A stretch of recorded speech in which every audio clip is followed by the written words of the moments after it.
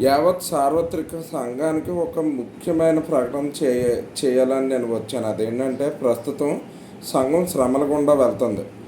సంఘాన్ని హింసిస్తున్నారు, చర్చిల్ని పడగొడుతున్నారు, క్రైస్తవులను హింసిస్తున్నారు.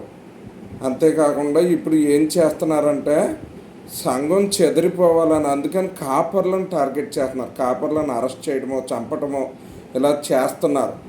కొంతమందినేమో బెదిరిస్తున్నారు, మీరు సువార్త చెప్పకూడదు అని. ఇలాంటివి ఎన్నో జరుగుతూ ఉన్నాయి. అవి మనం బైబిల్లోనే చూస్తాం. అపోస్తుల కార్యంలో పేతుర్ని, పౌల్ని ఇలాగ అందరినీ కూడా బెదిరించేవారు.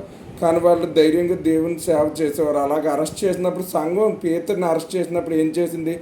అత్యాసక్తితో ప్రార్థన చేస్తే దేవుడు దేవదూతను పంపి పేతుర్ని విడిపించుకొచ్చారు. అలాగా అల్లర్లు రాస్తారోకోలు చేసి దేవుని నామాన్ని దూషణ పాలు చేయకుండా ప్రేమతో ఉపవాసం ఉండి ప్రార్థన చేయాలని చెప్పి సంఘ క్షేమం కొరకు, సేవకుల క్షేమం కొరకు సంఘమంతా అత్యాసక్తితో పేతురు కొరకు ప్రార్థించినట్టు ప్రార్థించాలని ప్రభువు నామమున కోరుతున్నాను.